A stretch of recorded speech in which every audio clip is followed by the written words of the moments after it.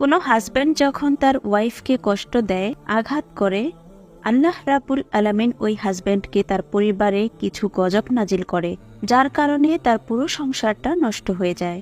এবং সে গজবগুলো কি কি এবং একজন হাজব্যান্ড যখন তার ওয়াইফকে কষ্ট দেয়, আল্লাহ রাব্বুল আলামিন তখন সেই হাজব্যান্ডকে কোন আযাবে ফেলে, কোন পানিশমেন্টে ফেলে, আজকের ভিডিওতে এই বিষয়ে জেনে নেব। প্রিয় দর্শক, যদি আপনি আমার চ্যানেলের নতুন দর্শক হয়ে থাকেন তাহলে অবশ্যই আমার চ্যানেলটি সাবস্ক্রাইব করে পাশে থাকা বেল আইকনটি অন করে দিবেন। চলুন তাহলে ভিডিও শুরু করা যাক। যে মেয়ের হাজব্যান্ড খারাপ সেই মেয়েকে মেরে ফেলার জন্য গুলি লাগে না। যে মেয়ের হাজব্যান্ড খারাপ তাকে মেরে ফেলার জন্য বিষ লাগবে না, কিচ্ছু লাগবে না, সে এমনিতেই শেষ হয়ে গেছে। আমার পয়েন্ট অফ ভিউতে যে ছেলে সফলতার চূড়ান্ত পর্যায়ে পৌঁছে গিয়েছে, যে পুরুষের বাড়ি আছে, গাড়ি আছে, টাকা আছে, পয়সা আছে, জনপ্রিয়তা আছে, সবকিছু আছে, কিন্তু শান্তি দেওয়ার মতো দিনদার নেককার স্ত্রী নেই, আমি মনে করি তার কাছে পৃথিবীর কিচ্ছু নেই। ঠিক সেভাবেই একটি মেয়ে যার কাছে রূপের বাহার আছে, বাবার কোটি কোটি টাকা আছে, গাড়ি আছে, বাড়ি আছে, টাকা পয়সা আছে, অনেক সুন্দরী নারী, কিন্তু তার মন মতো একজন স্বামী নেই, মানসিক শান্তি দেওয়ার মতো একজন হালাল পুরুষ নেই, তার জীবনেও দুর্বিষহতা, হাহাকার ছাড়া কিছুই নেই।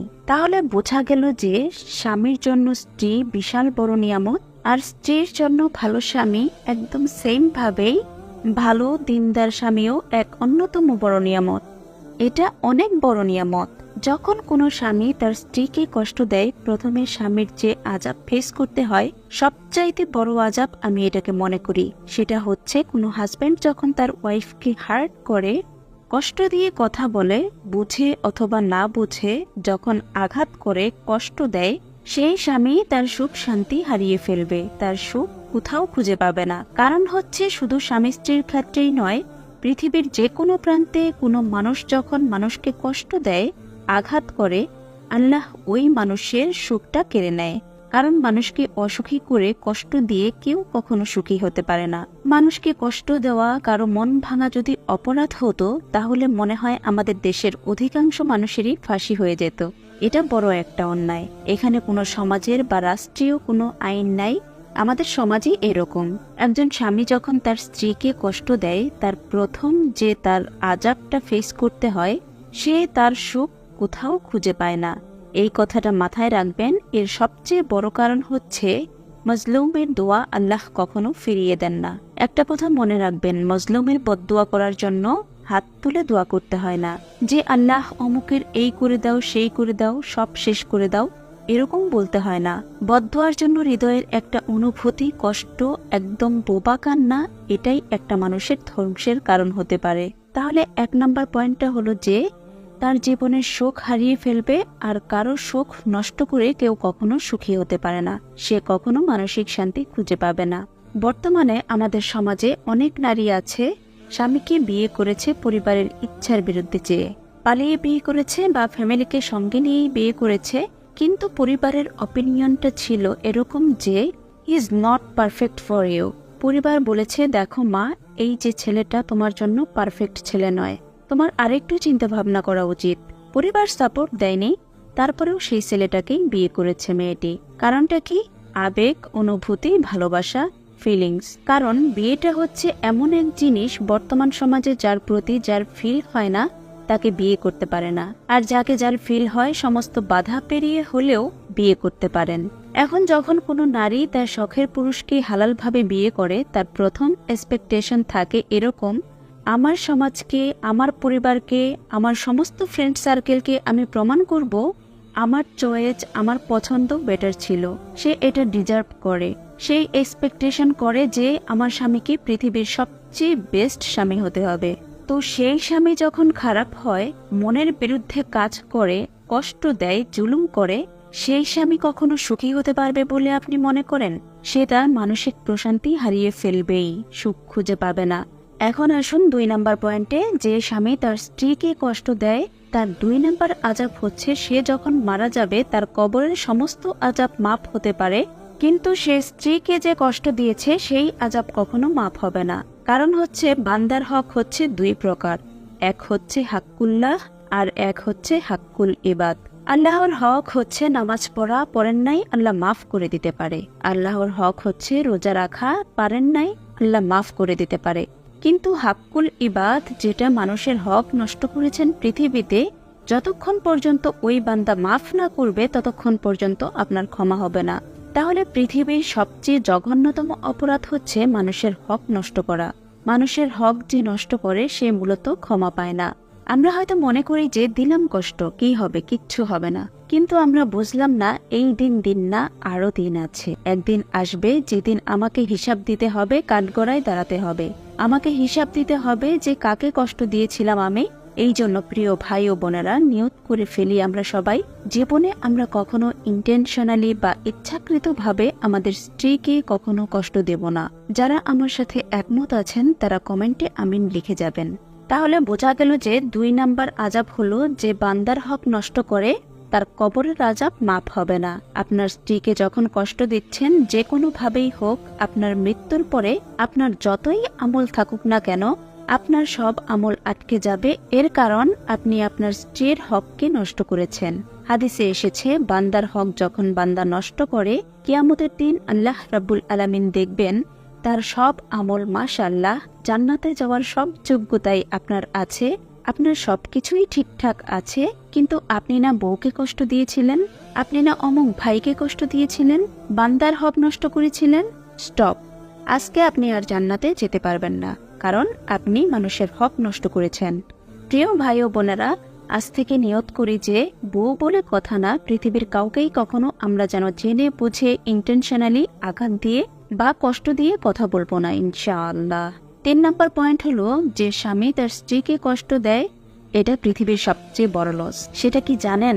রিজিকে বরকত থাকে না। রিজিকে সে কোনো বরকত খুঁজে পায় না। এর কারণ হচ্ছে, একজন স্বামীর জন্য সবচেয়ে উত্তম উপহার হচ্ছে তার স্ত্রী। হাদিসে নবী করিম সাল্লাল্লাহু আলাইহি ওয়াসাল্লাম বলেছেন, যখন তোমরা কোনো নিয়ামতে থাকো, নিয়ামতের মূল্যায়ন করো। এর কারণ যখন বান্দা অবাধ্য হয়, আল্লাহর হুকুমের বাইরে কাজ করে, তখন নিয়ামত আল্লাহ রাব্বুল আলামিন কেড়ে নেন। আপনার স্ত্রী হলো আপনার জন্য নিয়ামত। যখন আপনি আপনার নিয়ামতের মূল্যায়ন করছেন না, এর একটা ধকল আপনাকে বইতেই হবে। সেটা কি? আপনার রিজিকে বরকত থাকবে না, আল্লাহ বরকত কেড়ে নেবেন। দেখবেন যে অনেক হাজব্যান্ড ওয়াইফ অনেক ধনী পরিবারে বিলং করে, কিন্তু তাদের মধ্যে কোনো সুখ শান্তির ছিটে ফোটাও নেই। হয়তো স্বামী বেতন পায় 2 লাখ টাকা, কিন্তু মাসের 15 দিন যেতে না যেতেই টাকা শেষ। কেউ জিজ্ঞেস করলে, ভাই 2 লাখ টাকা কিভাবে শেষ হয়ে গেল? সে বলে যে আমার স্ত্রীর এই ব্র্যান্ডেড ড্রেস, ওই ব্র্যান্ডেড ড্রেস, সন্তানের স্কুল ফি, ফ্ল্যাট ভাড়া, এসব করতে করতেই তার বেতনের সব টাকা শেষ। অথচ একজন যুবক যে হালাল পথে ইনকাম করে, স্ত্রীকে ভালোবাসে, যত্ন করে, কেয়ারিং করে, লাভিং হাজব্যান্ড, তার 2 লাখ টাকা লাগে না। সে 10,000 টাকা দিয়েই সুখের সংসার করতে পারে। তাহলে 3 নাম্বার পয়েন্ট হলো, যে স্বামী তার স্ত্রীকে কষ্ট দেয়, আঘাত দেয়, সেই সংসার থেকে বরকত উঠে যায়। আল্লাহর যে রিজিকের বরকত আছে, এটা আর খুঁজে পায় না। হে আল্লাহ, সবাইকে বোঝার তৌফিক দান করুন। কমেন্টে আমিন লিখে যান। তাহলে স্ত্রীকে কষ্ট দিলে আপনার রিজিকের বরকত কমে যায়, এটা কিন্তু বড় মারাত্মক জিনিস। রিজিকে বরকত যদি পেতে চান, স্বামী স্ত্রীর মাঝে বন্ডিং ভালো হতে হবে, আর ভালোবাসা শুধু আল্লাহর জন্যই হওয়া লাগবে। 4 নাম্বার আযাব হলো, যে স্বামী তার স্ত্রীকে কষ্ট দেবে, এটার এফেক্ট তার সন্তানের উপর পড়বে। একজন স্বামী যখন তার স্ত্রীর সাথে রুডলি বিহেভ করে, এটার প্রভাব সন্তানের উপরে পড়ে।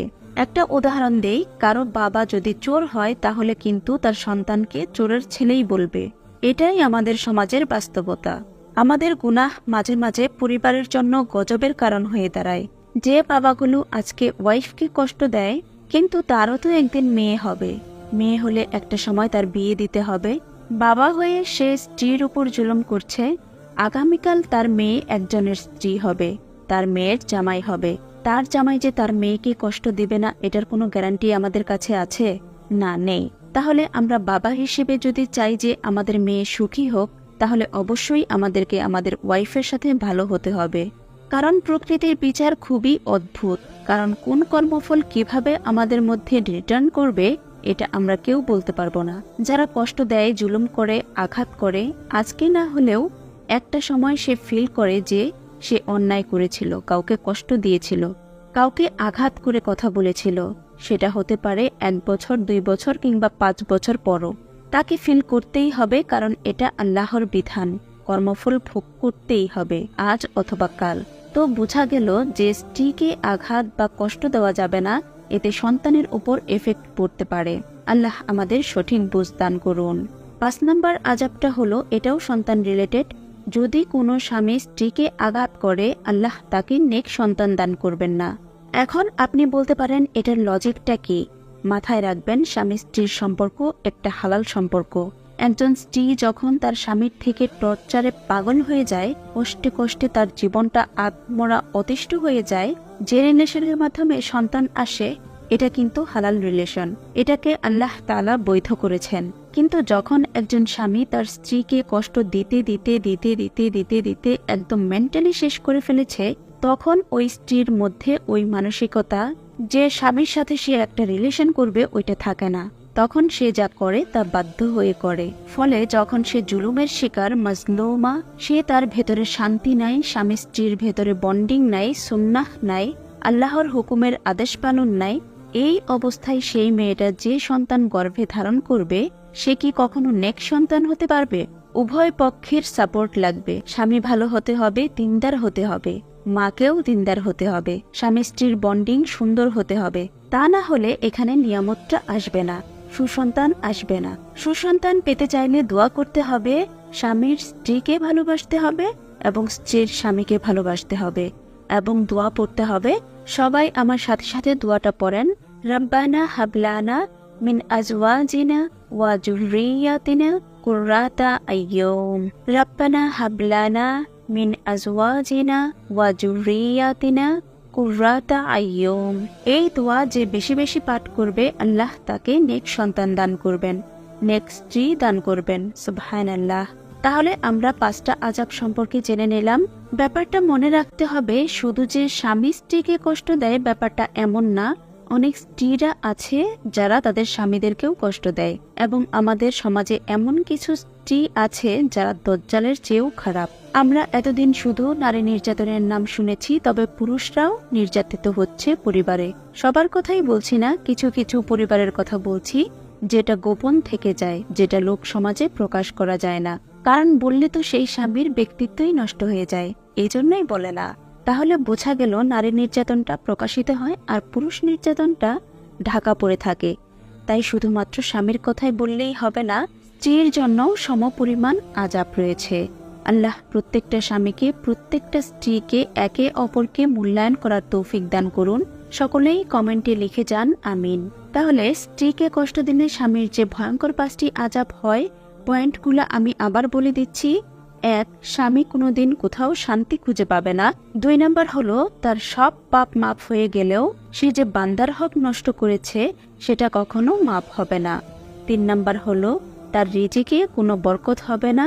আর 4 নম্বর হলো, স্বামী তার স্ত্রীকে কষ্ট দিলে তার প্রভাব সন্তানের উপর পড়বে। আর 5 নম্বর হলো, নেককার সন্তান লাভ করতে পারবে না। এই 5টা আযাব শুধু স্বামীর জন্যই নয়, বরং একইভাবে কোনো স্ত্রী যদি এই ভুলগুলো করেন, তাহলে তার জন্য একই শাস্তি বা আযাব আল্লাহ রাব্বুল আলামিন দিতে পারেন। সুপ্রিয় দর্শক মণ্ডলী, দেখতে দেখতে যদি আপনি শেষ পর্যন্ত চলে এসে থাকেন, তাহলে বুঝে নিতে হবে আপনি অবশ্যই ইসলামিক জীবন বিধান, ইসলামিক ভিডিও দেখতে ভালোবাসেন। সুপ্রিয় দর্শক, আজকের ভিডিওটি দেখে যদি আপনি একটু উপকৃত হয়ে থাকেন, তাহলে অবশ্যই আমার চ্যানেলটি সাবস্ক্রাইব করে পাশে থাকা বেল আইকনটি অন করে দিবেন। লাইক, কমেন্ট, শেয়ার করে আমাকে সাপোর্ট করবেন। পরিবার, পরিজন, আত্মীয় স্বজন, বন্ধু বান্ধবের সাথে ভিডিওটি শেয়ার করে আপনিও দাওয়াতি কাজের অংশ নিতে পারেন। আপনার সুস্থতা কামনা করে আজকের ভিডিওটি এখানেই শেষ করছি। ভালো থাকবেন সবাই। আসসালামু আলাইকুম ওয়া রাহমাতুল্লাহ।